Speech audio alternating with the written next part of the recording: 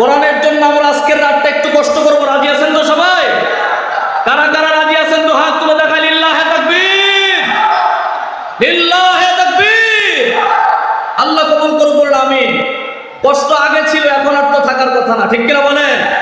এখন তো হৃদয় থেকে কলিজা ফাটাইয়া কোরআনের কথা বলবো এবং শুনবো। এই বাংলার জমিনে কোরআনকে বাধা দেওয়ার মতন দুঃসাহস দেখানোর কোনো মানুষ আর বাংলাদেশে নাই, ঠিক কিনা? সুতরাং আমরা যদি কষ্ট করতে হয়, মাটিতে বসতে হয়, বৃষ্টিতে থাকতে হয়, দাঁড়ায় থাকতে হয়, তারপরেও আমরা কোরআনের জন্য সবকিছু মেনে নেব, আমাদের কোনো অভিযোগ নাই। কথা বলেন ঠিক কিনা? আল্লাহ কবুল করুন, বলেন আমিন। প্রিয় ভাইরা, আপনাদের কাঙ্ক্ষিত মেহমান, সবাই যার জন্য পাগল, তিনি ঠিক সময় চলে আসবেন। তার আগে আমি একটু ক্ষুদ্র জ্ঞানে দু একটা কথা আপনাদের মাঝে বলবো, যতটুকু সময় পাই ইনশাআল্লাহ। আমি আশা করি আপনারা আলোচনাগুলো মন দিয়ে শোনার চেষ্টা করবেন। মা বোনদের জন্য বড় মসজিদ, বড় মসজিদে জায়গা করা হয়েছে মা বোনদের জন্য, আপনারা সেখানে চলে যাবেন ইনশাআল্লাহ। প্রিয় ভাইয়েরা আমার, লম্বা সময় প্রায় 15-16 বছর পর্যন্ত এই রকমের সুন্দর পরিবেশে মাহফিল আমরা দেখি না। কথা বলেন ঠিক কিনা?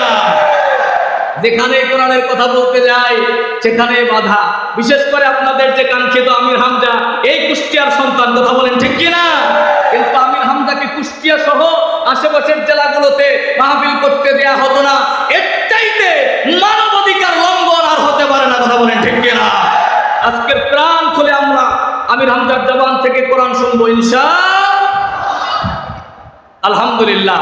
এই বাংলাদেশে এক জায়গায় হুজুররা হইলে জঙ্গি আর সন্ত্রাসী বলার আর কেউ, রাজাকার বলার আর কেউ, আলেমরা কি রাজাকার? ইসলামী আন্দোলনের কর্মীরা কি জঙ্গি?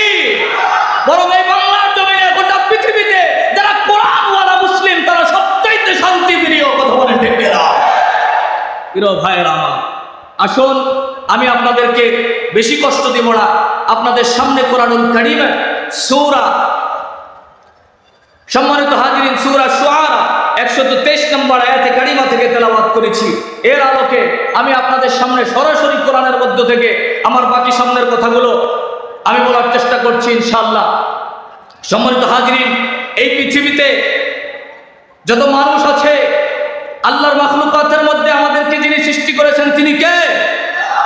এই আল্লাহর জমিনে সমস্ত প্রকার মানব রচিত আইন, সমস্ত প্রকার মানব রচিত আইন, কানুন, শয়তান এবং তাগুতের আইনকে ধূলিসাৎ করে এই রবিউল আউয়াল মাসে একজন ইনসাফ এবং তাওহীদের শাসক আগমন করেছিলেন আরবের সেই উপকণ্ঠে, যার নাম মুহাম্মদুর রাসূলুল্লাহ। তিনি হলেন আমাদের নেতা। কথা বলেন ঠিক কিনা? আমাদের একজন নেতা আছে, তার নাম কি বলেন তো দেখি? আমাদের নেতার নাম কি? মুহাম্মদুর রাসূলুল্লাহ। সকলে বলুন সাল্লাল্লাহু আলাইহি ওয়াসাল্লাম।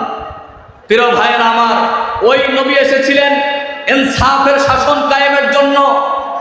ওই মাসে আমরা কুষ্টিয়াতে আজকের এই মাহফিল ভেড়ামারাবাসী আপনারা আনন্দিত। এখান থেকে আমরা অঙ্গীকারবদ্ধ হব, আমরা আল্লাহর জমিনে আল্লাহর আইন এবং তাওহীদ এবং ইনসাফের শাসন ব্যবস্থা এই মাহফিল থেকে আমরা কায়েম করতে চাই। কথা বলেন ঠিক কিনা? সম্মানিত ভাইয়েরা আমার, এই পৃথিবীতে যারাই আল্লাহর অবাধ্যতা করেছে যুগে যুগে, এই পৃথিবীতে কেউ কোনোদিন ছিল না, নাই, কোনোদিন থাকতেও পারবে না, কারণ এই জমিনটা কার?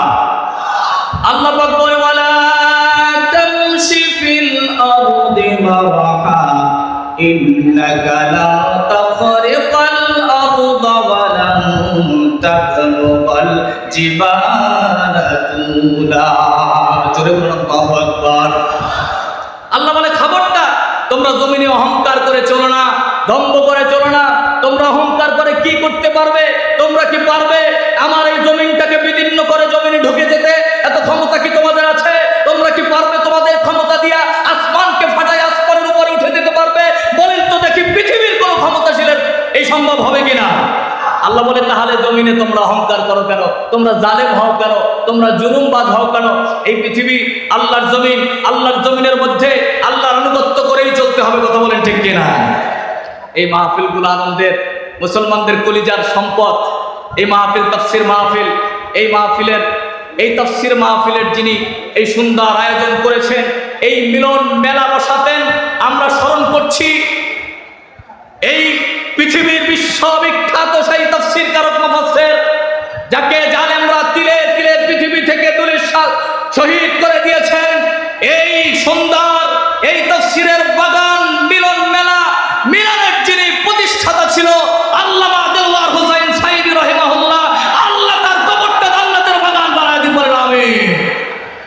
প্রিয় ভাইরা আমার,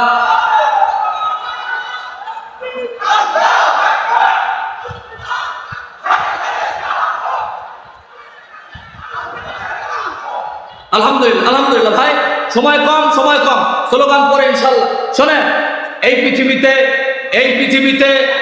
কাবিল ছিল না, এই পৃথিবীতে নমরুদ ছিল নাই, এই পৃথিবীতে ফেরাউন ছিল নাই, এই পৃথিবীতে Abu Jahl, Utba, Shaiba, Mughira, Abu Lahab ছিল কিন্তু নাই। যুগে যুগে পৃথিবীতে আল্লাহ দ্রোহী, ইসলাম বিদ্বেষী, মানবতার লঙ্ঘন যারা করে তারা এই পৃথিবীতে কোনোদিন থাকতে পারবে। এই পৃথিবীটা জালেমের জন্য নয়, এই পৃথিবীটা মজলুমের জন্য। কথা বলেন ঠিক কিনা? এই পৃথিবীটা কাদের জন্য? মজলুমের জন্য। আমরা মজলুম হব।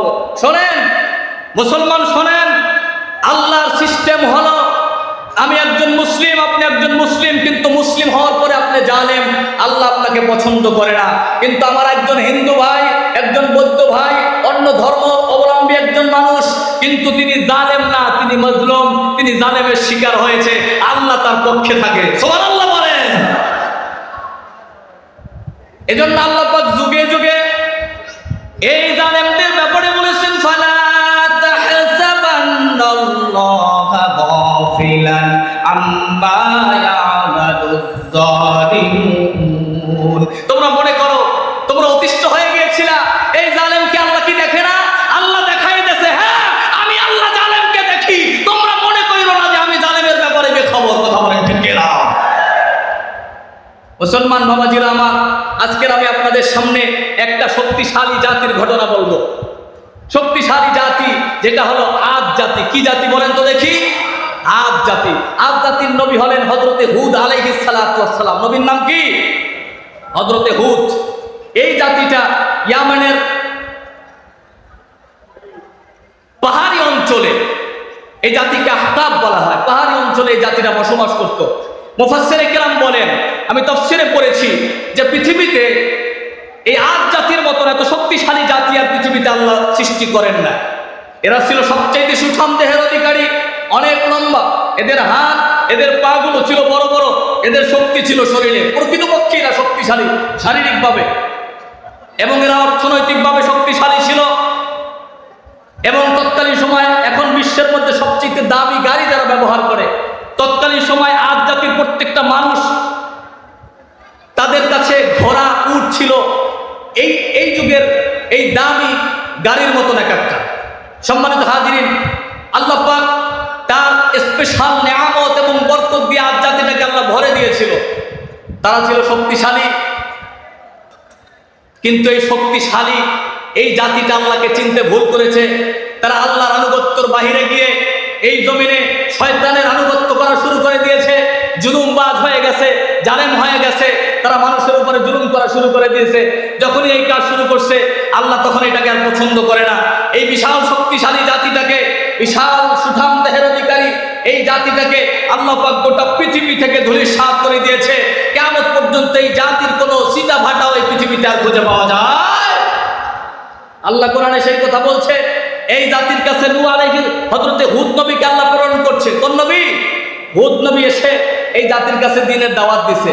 হুদ নবী এসে বলছে, ইয ক্বালা লাহুম আখুহুম হুদুন আলা তাত্তাকুন।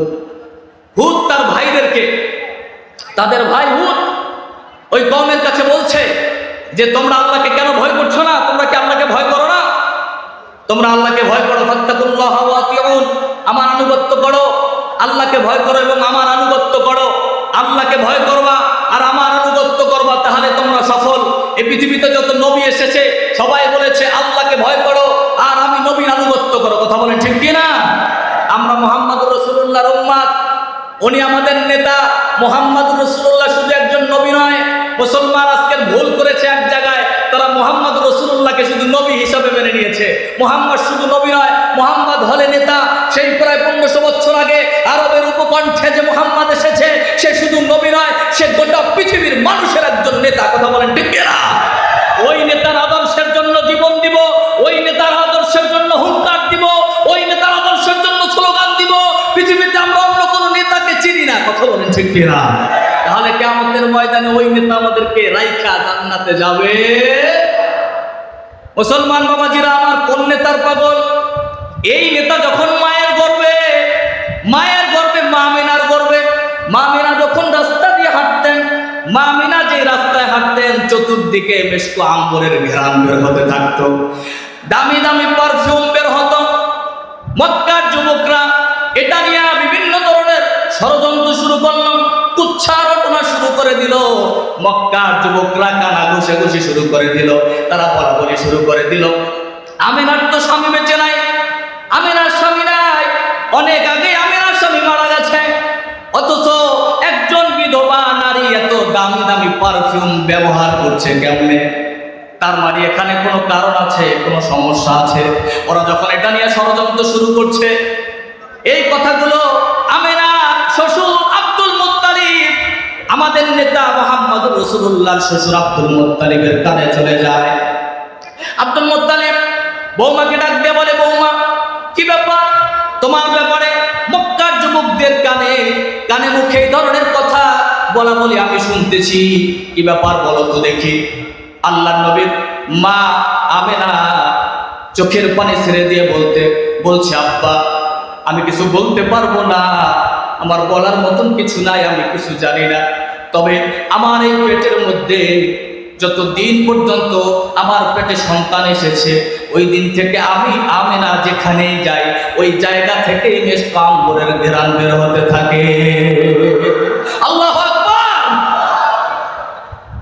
এই হলেন আমার নবী। মক্কার উপকণ্ঠে আরবের অলিতে গলিতে মরুভূমির মধ্যে মানুষ হাঁটতে পারে না, রৌদ্রের তাপ, কিন্তু মক্কার মানুষগুলো দেখতো ওই সুন্দর চেহারার মুহাম্মদ মক্কার বিভিন্ন অলিগলিতে হাঁটতেছে, তার ছাতা লাগে না। যখনই মুহাম্মদ হাঁটতেছে, চতুর্দিক থেকে ওই আরবের মেঘমালাগুলো এসে মুহাম্মদুর রাসূলুল্লাহ মাথায় ছাতা দিয়ে আছে। আল্লাহু আকবার বলে। এই নবী আমাদের